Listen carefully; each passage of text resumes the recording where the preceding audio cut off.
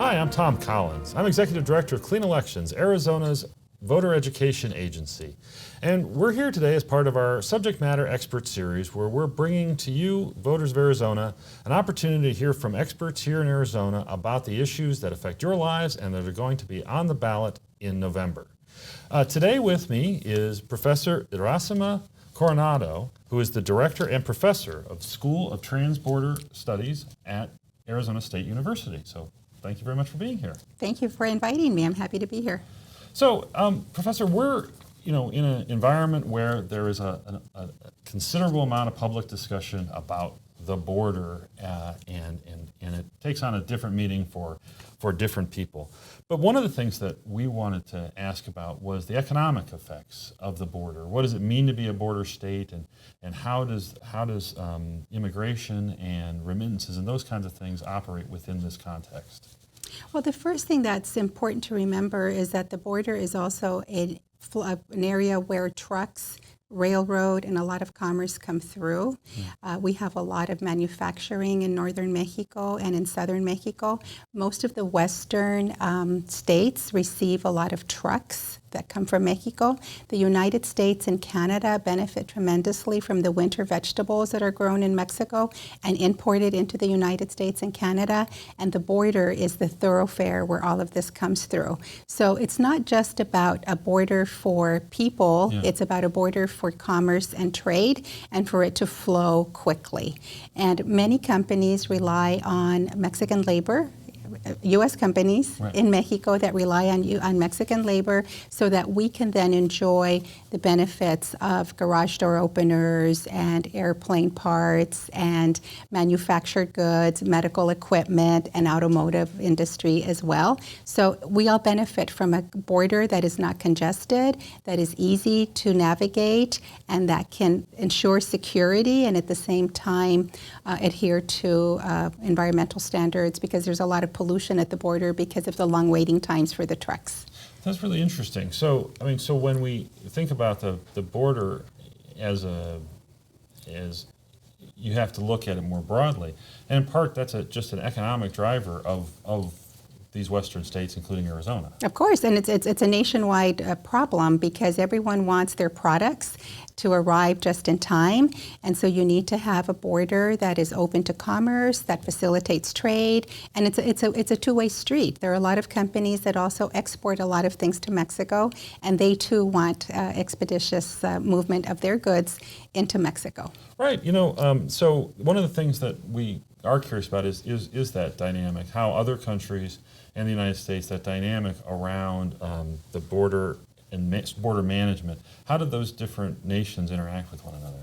Well, it depends on, if you look at the European Union, if you look at the Canada-U.S. border, there are specific lanes and specific ports of entry for truck traffic only, and that way you facilitate the movement of goods that is quickly, and you have people and motor vehicles transitioning in another port of entry. So if we could use technology and we could use infrastructure that was beneficial to border communities, you wouldn't have this congestion at the border.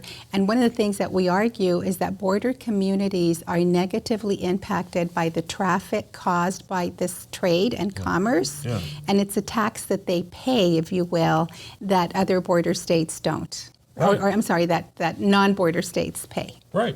That makes sense. So, one of the things that we hear a lot is border management.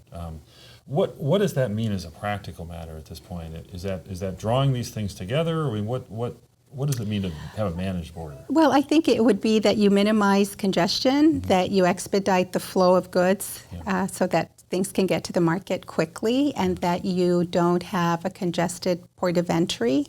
That would be a good border management practice. I think another thing we can do is use technology, so that everyone had, similar to a global entry card or to a Sentry card, and that it was available to everyone. That would definitely expedite the border crossings. And then to have scanners, if you need to scan a vehicle or you need to scan a truck, that it could be done easily and it could be done quickly. Therefore, people can just, get on their merry old way. Because, southern Arizona relies a lot on Mexican shoppers to come and consume products and services that benefit the economies of Southern Arizona and probably, the entire state. Yeah.